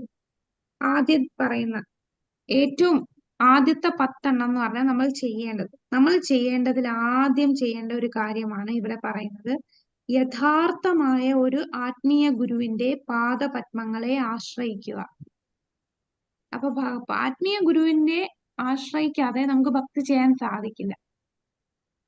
അല്ലെ? ആത്മീയ ഗുരുവിന്റെ പാദപത്മങ്ങളെ ആശ്രയിക്കുക, അതാണ് ഏറ്റവും പ്രധാനപ്പെട്ടതിൽ ആദ്യം പറയുന്നത്. അപ്പൊ ഈ 10 എണ്ണത്തില് ആദ്യത്തെ 3 എണ്ണം അതിപ്രധാനമാണ്. ആദ്യത്തെ 20 എണ്ണം പ്രധാനമാണെന്ന് പറഞ്ഞു. ആ 20 എണ്ണത്തിന് നമ്മൾ 10 ആയിട്ട് എടുത്തു. ആദ്യത്തെ 10 ചെയ്യേണ്ടതാണ്. അത് ചെയ്യേണ്ടതിൽ ആദ്യത്തെ 3 കാര്യങ്ങൾ, അത് ഗുരുവിനെ ആശ്രയിക്കുക എന്നുള്ളതാണ് ആദ്യത്തെ 3 കാര്യങ്ങൾ പറയുന്നത്. അപ്പൊ യഥാർത്ഥ ആത്മീയ ഗുരുവിന്റെ പാദപത്മങ്ങളെ ആശ്രയിക്കുക. പിന്നീട് രണ്ടാമത് പറയുന്നത് ആ ആത്മീയ ആചാര്യന്റെ ഭക്തിയുത സേവനം നിർവഹിക്കാൻ പഠിപ്പിക്കും ആത്മീയ ആചാര്യൻ. അപ്പൊ ആ ആത്മീയ ആചാര്യൻ എന്താണോ നമുക്ക് നിർദ്ദേശിക്കുന്നത് അതനുസരിച്ച് നമ്മൾ ഭക്തിയുത സേവനം ചെയ്യണം. മൂന്നാമത്തെ കാര്യം, ഭക്തിയോടും വിശ്വാസത്തോടും കൂടി ആത്മീയ ആചാര്യന്റെ ആജ്ഞകൾ അനുസരിക്കണം. അപ്പൊ ആത്മീയ ആചാര്യൻ എന്ത് പറഞ്ഞാലും നമുക്ക് ആ വിശ്വാസം ഉണ്ടാവണം. ആ വിശ്വാസം ഇല്ല എന്നുണ്ടെങ്കിൽ നമുക്ക് ഭക്തിയിൽ മുന്നോട്ട് പോകാൻ സാധിക്കില്ല.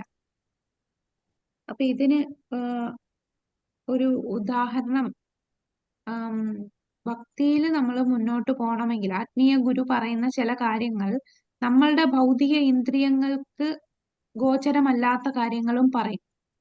അത് പറയുമ്പോൾ നമ്മൾ അവിടെ അനലൈസ് ചെയ്ത് അതെങ്ങനെ ഗുരു പറഞ്ഞത് ശരിയാവത്തില്ലല്ലോ, അത് അങ്ങനെ അല്ലല്ലോ, ഞാൻ കണ്ടതും കേട്ടതും എന്റെ അനുഭവം വെച്ച് അങ്ങനെ അല്ലല്ലോ എന്നൊക്കെ നമുക്ക് തോന്നി ഗുരു പറഞ്ഞത് തെറ്റാണ് എന്നൊക്കെ വിചാരിച്ചു പോവാണ്. അവിടെ നമുക്ക് ഭക്തി അവിടെ തീർന്നു. അവിടെ പിന്നെ നമുക്ക് ഭക്തിയിൽ കണ്ടിന്യൂ ചെയ്യാൻ സാധിക്കില്ല.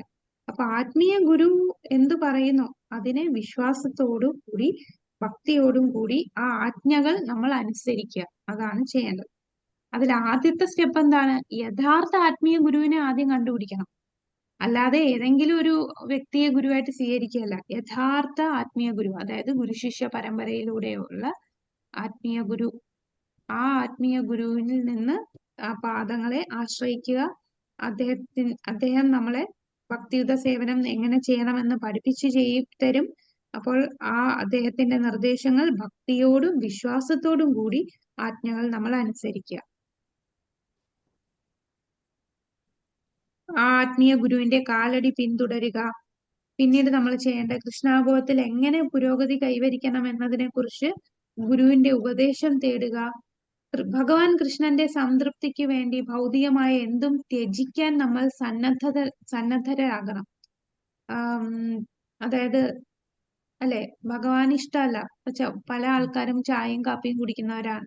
പക്ഷെ ഭഗവാന്റെ സംതൃപ്തിക്ക് വേണ്ടി നമുക്ക് ആ കാര്യങ്ങൾ നമ്മൾ ത്യജിക്കുന്നു. നമ്മൾ യമനിയമങ്ങൾ പാലിക്കണം. അപ്പൊ ആദ്യമൊക്കെ വളരെ ബുദ്ധിമുട്ടായിരിക്കും. ഇതൊക്കെ ഇത്രയും നാൾ ഞാൻ ചെയ്തുകൊണ്ടിരുന്ന കാര്യമാണ്, പക്ഷെ ഭഗവാന്റെ പ്രീതിക്ക് വേണ്ടി നമ്മൾ അത് ഉപേക്ഷിക്കുന്നു. അപ്പൊ അതിനുള്ള സന്നദ്ധരായിരിക്കണം. ഭഗവാന്റെ സംതൃപ്തിക്കായിട്ട് ഭൗതികമായിട്ടുള്ള കാര്യങ്ങൾ ത്യജിക്കാൻ നമ്മൾ സന്നദ്ധരായിരിക്കണം. അതായത് നമുക്കിഷ്ടമാണ്, പക്ഷെ ഭഗവാന്റെ ഇഷ്ടത്തിന് വേണ്ടി നമ്മൾ അത് ഉപേക്ഷിക്കുന്നു. പിന്നെ ചില കാര്യങ്ങൾ നമുക്ക് ഇഷ്ടമല്ല, എന്നാൽ ഭഗവാനെ പ്രീതിപ്പെടുത്താൻ വേണ്ടി നമ്മൾ അത് സ്വീകരിക്കേണ്ടതുണ്ട്. അതുകൊണ്ട് നമ്മൾ അത് സ്വീകരിക്കുന്നു. അപ്പൊ അങ്ങനെയുള്ള തലത്തിലേക്ക് നമ്മൾ ഉയരണം. ഏഴാമത്തത് പറയുന്നത് ദ്വാരക, വൃന്ദാവനം തുടങ്ങിയ പുണ്യഭൂമികളിൽ എവിടെയെങ്കിലും വസിക്കുക. അപ്പൊ നമുക്കത് സാധിക്കുമോ? അത് പ്രാക്ടിക്കലാണ്. എല്ലാരും ദ്വാരകയിൽ പോയി, എല്ലാ ഭക്തരും, ലോകത്തുള്ള എല്ലാ ഭക്തരും നേരെ ദ്വാരകയിലും വൃന്ദാവനത്തിലും പോയി താമസിക്കാൻ തുടങ്ങിയ അപ്പൊ എന്താ ചെയ്യണ്ടേ? അത് അത് നമ്മളുടെ അവബോധം അങ്ങനെ ആക്കണം. നമ്മൾ ഫിസിക്കലി അവിടെ പോയി താമസിക്കണമെന്നില്ല. നമ്മളുടെ അവബോധം, ഞാൻ താമസിക്കുന്നത് ദ്വാരകയിലാണ്, വൃന്ദാവനമാണ്. അപ്പൊ നമ്മളുടെ അവബോധത്തിൽ ഇത് ഭഗവാന്റെ, നമ്മൾ താമസിക്കുന്ന സ്ഥലം ഇത് ഭഗവാന്റെ സ്ഥലമാണ്. അപ്പൊ നമ്മൾ എവിടെ താമസിക്കുന്നോ അവിടെ വൃന്ദാവനവും ദ്വാരകയാവും. കൂടാതെ നമ്മുടെ ആം, തൊട്ടടുത്തുള്ള ഇസ്കോൺ ടെമ്പിൾസിൽ നമുക്ക് പോകാൻ സാധിച്ചാൽ അവിടെ പ്രഭുപാദർ എല്ലായിടത്തും വൃന്ദാവനം തന്നിട്ടുണ്ട്. എല്ലാ സ്ഥലത്തും അല്ലെ, എല്ലായിടത്തും ഇസ്കോൺ സെന്റേഴ്സ് ഇത്രയും ക്ഷേത്രങ്ങൾ പണിതു. അപ്പൊ ആ ക്ഷേത്രം വൃന്ദാവനം പോലെയാണ്, അല്ലെങ്കിൽ ദ്വാരക പോലെയാണ്. അപ്പൊ അവിടെ നമ്മൾ പോവുക. അപ്പോ അതൊക്കെയാണ് നമ്മൾ പ്രാക്ടിക്കലി ചെയ്യാൻ സാധിക്കുന്നത്. നമ്മൾ നിൽക്കുന്ന സ്ഥലത്ത് വൃന്ദാവനമാണെന്നുള്ള ഭഗവാന്റെ, അതായത് നമ്മളുടെ വീട് ഭഗവാന്റെ ആണ്, ആ ധാരണയിൽ നമ്മൾ ഭഗവാന്റെ സേവനങ്ങൾ വീട്ടിലൊക്കെ ചെയ്യുമ്പോൾ ആ സ്ഥലം വൃന്ദാവനമായി മാറുന്നു. ഇനി അടുത്തത് പറയുന്നത് ഭൗതിക ലോകവുമായി ആവശ്യം വേണ്ടിടത്തോളം ഇടപെടുകയും അവിടെ നിന്ന് ആവശ്യം വേണ്ടത് മാത്രം സ്വീകരിക്കുകയും ചെയ്യുക. അപ്പൊ നമ്മുടെ അത്യാഹാര പ്രയാസഷ്ട നമ്മൾ പറയില്ലേ, ആവശ്യത്തിൽ കൂടുതൽ നമ്മൾ സ്വരൂപിക്കാൻ പാടില്ല. അപ്പൊ ഭൗതികമായിട്ടുള്ളത് കാര്യങ്ങൾ നമുക്ക് ആവശ്യത്തിന് മാത്രം എടുക്കുക, ആവശ്യമില്ലാത്തത് നിരസിക്കുക. ഏകാദശി നാളിൽ ഉപവാസം അനുഷ്ഠിക്കുക. പിന്നെ ആൽ തുടങ്ങിയ പുണ്യവൃക്ഷങ്ങളെ പൂജിക്കുക. ആൽ വൃക്ഷത്തെ നമുക്ക് പൂജിക്കാൻ, ഇപ്പൊ ആൽമരം ഉള്ളവർക്ക് പറ്റും, അല്ലാത്തവരെന്താ ചെയ്യാ? നമ്മൾ എല്ലാ ദിവസവും പൂജിക്കുന്നത് ഏത്? പൂജ. തുളസി പൂജ. അപ്പൊ അതിന് തുളസി പൂജ ചെയ്യാന്നുള്ളത്. അപ്പൊ ഇതാണ് 10 കാര്യങ്ങൾ നമ്മൾ ചെയ്യേണ്ടത്. അപ്പൊ ഈ 10 തത്വങ്ങൾ പാലിക്കുന്ന ഒരു പ്രാരംഭകൻ വളരെ വേഗത്തിൽ തന്നെ ബോധത്തിൽ പുരോഗതി നേടുമെന്ന് തീർച്ചയാണ്.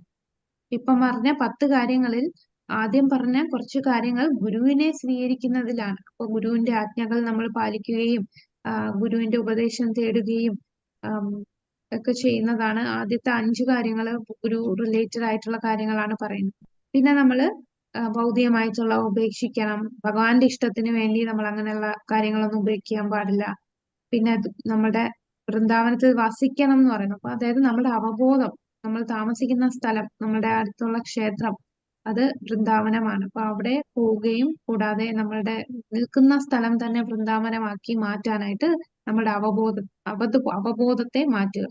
പിന്നെ നമ്മൾ ഭൗതിക ലോകത്തിന് ആവശ്യമുള്ളത് സ്വീകരിക്കുക. കാരണം നമുക്കറിയാം നമ്മൾക്ക് ചുറ്റുമുള്ള ആൾക്കാരെല്ലാരും ഭൗതികതയിൽ മുങ്ങി നിൽക്കുന്ന വ്യക്തികളാണ്, എല്ലാരും അഭക്തരാണ്. ഭക്തരായിട്ടുള്ളവർക്ക് അവരുമായിട്ടുള്ള മിങ്കിള് ചെയ്യുമ്പോൾ നമ്മൾ ഒരുപാട് അവരാൽ ഇൻഫ്ലുവൻസ് ആവാൻ പാടില്ല. അവര് ഭൗതികമായിട്ട് പല ഉയർച്ചയും താഴ്ചയും ഒക്കെ വരും. അതിലൊക്കെ അവര് കൂടുതൽ അതിൽ തന്നെ ചിന്തിച്ചിരിക്കുന്നവരായിരിക്കും. പക്ഷെ നമ്മള് പുറമേ ഉള്ള കാര്യത്തിൽ മാത്രം ഇടപെടുക, കൂടുതൽ ഡെപ്തില് അതിലൊന്നും ഇടപെടാൻ പാടില്ല. അപ്പൊ അതാണ് ഭൗതികവുമായി ആവശ്യത്തിന് എന്താണോ വേണ്ടത് അതിൽ മാത്രം ഇടപെടുക, ആവശ്യം വേണ്ടത് മാത്രം സ്വീകരിക്കുക. ഒരുപാട് ഭൗതികതയുമായിട്ട് ബന്ധപ്പെടുകയാണെങ്കിൽ നമ്മളുടെ ഭക്തിക്ക് അത് തടസ്സമാണ്. പിന്നെ ഏകാദശി എടുക്കുക, ആൽ പോലെ പുണ്യ വൃക്ഷങ്ങളെ പൂജിക്കുക. അതായത് നമ്മൾ ചെയ്യുന്ന എന്താണ്? തുളസി ആരതി ചെയ്യുക. അപ്പൊ ഇതൊക്കെ ചെയ്യുമ്പോൾ കൃഷ്ണാബോധത്തിൽ നല്ല രീതിയിൽ പുരോഗതി ലഭിക്കാൻ സാധിക്കും. ഇനി നമ്മള് ചെയ്യാൻ പാടില്ലാത്ത കാര്യങ്ങളാണ്. അതിൽ ആദ്യത്തത് തന്നെ പറയാം. ചെയ്യാൻ പാടില്ലാത്തതിൽ ആദ്യം പറയുന്നത് ഭക്തിഹീനന്മാരുമായിട്ടുള്ള സമ്പർക്കം ഉപേക്ഷിക്കുക. ഭക്തരല്ലാത്തവരുമായിട്ടുള്ള സമ്പർക്കം, ആ അസോസിയേഷൻ അല്ലെ, ജനസംഘ, ആ സംഘം ഉപേക്ഷിക്കുക. പിന്നെ ഭക്തി സേവനത്തിൽ താല്പര്യമില്ലാത്തവർക്ക് നിർദ്ദേശം നൽകരുത്. നമ്മൾ അങ്ങനെ ചിന്തിക്കുവാണെങ്കിൽ നമ്മൾ എങ്ങനെ ഹരിനാമം പ്രചരിപ്പിക്കും? കാരണം ഈ ലോകത്തുള്ള ആർക്കും ഇതിൽ താല്പര്യമില്ലല്ലോ. അപ്പൊ എന്താ ചെയ്യാ? ഇവിടെ പറയുന്ന ഭക്തി സേവനത്തിനൊന്നും താല്പര്യമില്ലെങ്കിൽ അവരെ നിർദ്ദേശിക്കരുത്. ഹരേ കൃഷ്ണ. നമ്മള് ചെയ്യുന്ന കണ്ടിട്ട് അവര് നമ്മള് ചെയ്യുന്ന കാണുമ്പോ അവരും അതിലേക്ക് വരണം അല്ലെ? അതെ. അപ്പോ നമുക്ക് തന്നെ പലപ്പോഴും ഇതിനൊരു ഉദാഹരണം തോന്നിയിട്ടുണ്ടാവും. പലരിടത്തും നമ്മൾ ഈ ഭക്തിയിൽ വരുമ്പോ ആ ഒരു ആവേശത്തിൽ നമ്മൾ കാണുന്നവരെ എല്ലാം ഭക്തിയിലേക്ക് കൊണ്ടുവരാൻ ശ്രമിക്കും. പക്ഷെ പകുതി വഴിയിൽ മനസ്സിലാവും ഇവരെ ഒരു തരത്തിലും എങ്ങോട്ടും എത്തില്ല എന്ന്. അപ്പോ നമുക്ക് മനസ്സിലാവും ഇത് സ്വീകരിക്കണ്ട, ഇത് അങ്ങ് ഉപേക്ഷിക്കാമെന്ന്. പക്ഷെ അവർക്ക് എന്താണ് അവരെ ഉപദേശിക്കുകയും ഭക്തിനെ കുറിച്ച് ഡീപ്പായിട്ടൊന്നും പറയണ്ട, നാമം നമ്മള് പ്രസാദം കൊടുക്കുക. അപ്പൊ ഈ ബിഗിനിങ്ങില് പ്രഭുപാദർ എങ്ങനെയാണ് ഇവരെ എല്ലാരെയും ഭക്തിയിലേക്ക് കൊണ്ടുവന്നത്? സങ്കീർത്തനം, പ്രസാദം. അപ്പം അങ്ങനെ അവരറിയാതെ തന്നെ നമുക്ക് പ്രസാദം കൊടുക്കുകയും, കൂടാതെ നമ്മുടെ ഈ കീർത്തനങ്ങൾ അവര് കേൾക്കുന്ന രീതിയിൽ എന്തെങ്കിലും അതാണ് സ്ട്രീറ്റ് സങ്കീർത്തനം ചെയ്യുകയും പ്രഭുപാദർ സങ്കീർത്തനം ചെയ്യുന്നുണ്ടല്ലേ, നാമം ജപിക്കുകയൊക്കെ ചെയ്യുമ്പോൾ അത് കേട്ട് അവരില് പയ്യെ പയ്യെ ശുദ്ധീകരണം വരും. അല്ലാതെ അവരുടെ അടുത്ത് പോയി ഫിലോസഫിയൊക്കെ നമ്മൾ പറയും, നമ്മൾ ആത്മാവാണ്, നമുക്ക് ജന്മമരണങ്ങളില്ല, നാമം ജപിക്കുമ്പോൾ നമ്മൾ ശുദ്ധീകരിക്കപ്പെടും, പാപങ്ങളൊക്കെ നശിക്കും എന്ന് പറഞ്ഞാൽ അതൊന്നും അവർക്ക് താങ്ങാൻ സാധിക്കില്ല. അവർക്ക് അതൊന്നും അക്സെപ്റ്റ് ചെയ്യാൻ പറ്റില്ല. നമുക്ക് വട്ടാണെന്ന് പറയും അല്ലേ. അതുകൊണ്ട് അതുകൊണ്ട് ഭക്തി സേവനത്തിൽ താല്പര്യമില്ലാത്തവര്, കാരണം അത് ശരിക്കും അങ്ങനെ ചെയ്യരുതെന്ന് ഇവിടെ പറയാൻ കാരണം, അവര് ഇതില് കുറ്റം കണ്ടുപിടിച്ച് അവര് അപരാധം ചെയ്യും. അപ്പൊ അപരാധം ചെയ്താൽ പിന്നെ വൈഷ്ണവ നിന്ദ ചെയ്യാൻ തുടങ്ങും. അങ്ങനെ നിന്ദയൊക്കെ ചെയ്തു കഴിഞ്ഞാൽ അവർക്ക് ഭക്തിയിൽ വരാൻ പ്രയാസമാണ്. കാരണം വൈഷ്ണവ അപരാധം എന്ന് പറയുന്നത് വളരെ വലിയ ഒരു എന്താണ്, അതിനെ നമ്മൾ എന്താ പറയുന്ന, ഉപമിക്കുന്ന വൈഷ്ണവ അപരാധത്തെ ഉപദേശാമൃതത്തിൽ പഠിച്ചല്ലോ. കാട്ടില് മറ്റേ ഇത് തോട്ടത്തിൽ ആന കയറുന്നതല്ലേ മതയാന പോലെ അല്ലേ, ഹാത്തി മാഠ എന്നാ പറയുന്നത്. അപ്പം ആന വന്ന് എല്ലാം മെതിച്ചു കളയുന്ന പോലെയാണ്. അപ്പൊ ഭക്തിലതയെ നശിപ്പിച്ചു കളയും. അതുകൊണ്ട് അവർക്ക് ഭക്തിയിൽ വരാൻ സാധിക്കില്ല. അതുകൊണ്ടാണ് നമ്മൾ അങ്ങനെയുള്ളവരിൽ നിന്ന് മാറി നിൽക്കണം എന്ന് പറയുന്നത്. അവരെ ഒന്ന് ദൂരെ നിർത്തുക. അല്ലെങ്കിൽ അവർ അപരാധം ചെയ്ത് നമ്മൾ അവരോട് ചെയ്യുന്ന ഒരു സേവനമാണ് അവരെ ദൂരെ നിർത്തുക, അവരോട് ഇതൊന്നും പറയാതിരിക്കുക. ഇതൊക്കെ പറഞ്ഞാൽ ചിലരുണ്ട് എല്ലാം കേട്ടോണ്ടിരിക്കും, എന്നിട്ട് മാറി നിന്നിട്ട് അവർക്ക് നമുക്ക് വട്ടാന്ന് പറഞ്ഞ് ബാക്കിയുള്ളവരടുത്ത് പറഞ്ഞ് പ്രചരിപ്പിക്കും. അപ്പൊ അങ്ങനെയുള്ള ആൾക്കാരും ഉണ്ട്. അപ്പോ ശരിക്കും നമ്മൾ നാമം ജപിക്കാൻ തുടങ്ങി നമ്മൾ കനിഷ്ഠാധികാരികളാണ്. അപ്പം നമ്മളും വൈഷ്ണവരെന്ന് പറഞ്ഞാൽ ഉയർന്ന വൈഷ്ണവരല്ല, ജസ്റ്റ് തുടക്കക്കാരാണ്. എന്നാൽ പോലും അത് അപരാധമായി മാറും. പിന്നെ നമ്മളെ പ്രഭുപാദരുടെ കാര്യങ്ങൾ ബുക്കൊക്കെ കൊടുക്കുമ്പോഴും അങ്ങനെ നമുക്ക് സേവ ചെയ്യാം. അവര് ജസ്റ്റ് വായിച്ചില്ലെങ്കിലും കുഴപ്പമില്ല, അവര് വീട്ടിൽ വെറുതെ വെച്ചാൽ പോലും അതും വീട്ടിൽ പ്രയോജനമാണല്ലേ. അപ്പൊ അങ്ങനെ ബുക്ക് കൊടുക്കാം, പ്രസാദം കൊടുക്കാം, പിന്നെ ഹരിനാമം നമ്മള് കീർത്തനത്തിലൂടെ അവർക്ക് കേൾപ്പിക്കാം. അങ്ങനെയൊക്കെ അവർക്ക് ശുദ്ധീകരിക്കപ്പെടും. അല്ലാതെ ഡീറ്റെയിൽസ് നമ്മൾ പറയരുത്. അതാണ് നമ്മൾ നാമാപരാധത്തില് 9ാമത്തെ അപരാധത്തിൽ പറയുന്നില്ലേ, എന്താ അവിശ്വാസ വ്യക്തിയെ അവിശ്വാസികളോട് നാമത്തിന്റെ മഹത്വത്തെ കുറിച്ച് പറയരുതെന്ന് പറയും. അപ്പൊ അതെല്ലാം ഇതിൽ വരുന്നതാണ്. പിന്നീട് പിന്നെ 3ാമത്തേത്, ആർഭാടം നിറഞ്ഞ ക്ഷേത്രങ്ങളുടെയോ ആശ്രമത്തിന്റെയോ നിർമ്മാണത്തിൽ ഏറെ ഉത്സാഹം കാണിക്കരുത്. 4ാമത്, വളരെയേറെ ഗ്രന്ഥങ്ങൾ വായിക്കുകയോ ഭാഗവത പാരായണമോ ഗീതാപ്രവചനമോ തൊഴിലായി സ്വീകരിച്ച് പണം സമ്പാദിക്കരുത്. അത് അങ്ങനെയുള്ളവരാണല്ലോ ഇന്ന് നമ്മളെ സമൂഹത്തില്. ഈ വായനയ്ക്ക് പോകുന്നവർ എന്തിനാണ് അവിടെ പോകുന്നത്? അവർക്ക് വായിച്ച് അതിലുള്ള ആനന്ദം കിട്ടി ഭഗവാനുള്ള ഭക്തി കൊണ്ടാണോ? ഭാഗവതം സപ്താഹത്തിനൊക്കെ വായിക്കാൻ പോകുന്ന ആൾക്കാര് അവര് അതൊരു തൊഴിൽപരമായിട്ട് പോകുന്നതാണ്, പണം സമ്പാദിക്കാനാണ്. അങ്ങനെ ചെയ്യാൻ പാടില്ല. തൊഴിൽപരമായി സ്വീകരിച്ച് പണം സമ്പാദിക്കരുത്. സാധാരണ ഇടപെടലുകളിൽ വൈമുഖ്യം കാണിക്കരുത്.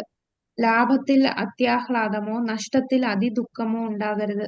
ദേവന്മാരോടുള്ള നിന്ദ അരുത്. ദേവന്മാരോടുള്ള നിന്ദ അതിപ്പോ ആദ്യത്തെ തുടക്കക്കാർക്ക് വരുന്നതാണ്. നമ്മൾ കൃഷ്ണന്റെ ഭക്തരാണ്, അപ്പൊ മറ്റു ദേവീദേവന്മാരെന്ന് പറഞ്ഞാൽ അവരൊക്കെ കൃഷ്ണന്റെ താഴെയുള്ളവരല്ലേ എന്ന ചിന്തയിൽ നമ്മൾക്ക് ചിലപ്പോ അവരോട് അപരാധം ചെയ്യും. അങ്ങനെ ചെയ്യാൻ പാടില്ല. ദേവന്മാരെല്ലാം ഭഗവാന്റെ ഭക്തരാണ്, അവരും വൈഷ്ണവരാണ്. അപ്പോ വൈഷ്ണവ അപരാധമായി മാറും. അതുകൊണ്ട് ദേവന്മാരോട് നിന്ദ കാണിക്കരുത്. ദേവന്മാരെ ബഹുമാനിക്കുക. ദേവന്മാരോട് നമ്മൾ പ്രാർത്ഥിക്കുക, എനിക്ക് ഭഗവാനോടുള്ള ഭക്തി തരണേ എന്ന് പ്രാർത്ഥിക്കുകയാണ് ചെയ്യേണ്ടത്. ആർക്കും അനാവശ്യമായി ശല്യം ഉണ്ടാക്കരുത്. നാമജപം, ക്ഷേത്രാരാധന എന്നിവയുമായി ബന്ധപ്പെട്ട എല്ലാ തരത്തിലുള്ള ഉപദ്രവവും ഒഴിവാക്കണം. ഭഗവാൻ കൃഷ്ണന്റെയോ അദ്ദേഹത്തിന്റെ ഭക്തന്മാരോടോ നിന്ദിച്ച് സംസാരിക്കുന്നവരോടോ ഒട്ടും സഹിഷ്ണുത കാണിക്കരുത്. അപ്പൊ ഇങ്ങനെ 10 കാര്യങ്ങൾ, പിന്നീട് നമുക്ക് 44 കാര്യങ്ങൾ പറയുന്നുണ്ട്. അപ്പൊ ഇതെല്ലാം നമുക്ക് ഇനി വരുന്ന അധ്യായത്തിൽ ഇതെല്ലാം ഡീറ്റെയിൽ ആയിട്ട് കാണാം. അപ്പൊ 1 തൊട്ട് നമ്മൾ ഈ സ്ലൈഡിൽ കണ്ടു അല്ലേ, 1 തൊട്ട് 18 വരെയുള്ള, അതായത് ഇപ്പൊ നമ്മൾ വായിച്ച കാര്യങ്ങൾ, ഇപ്പൊ നമ്മൾ 20 എണ്ണം പറഞ്ഞു. അതില് ആദ്യത്തെ 18 എണ്ണം നമ്മള് 7ാമത്തെ അധ്യായത്തിൽ കാണുന്നതാണ്. ഇതെല്ലാം നമുക്ക് ഡീറ്റെയിൽ ആയിട്ട് നാളത്തെ ക്ലാസ്സിൽ കാണാം. ഹരേ കൃഷ്ണ. ഉം. ഹരേ കൃഷ്ണ.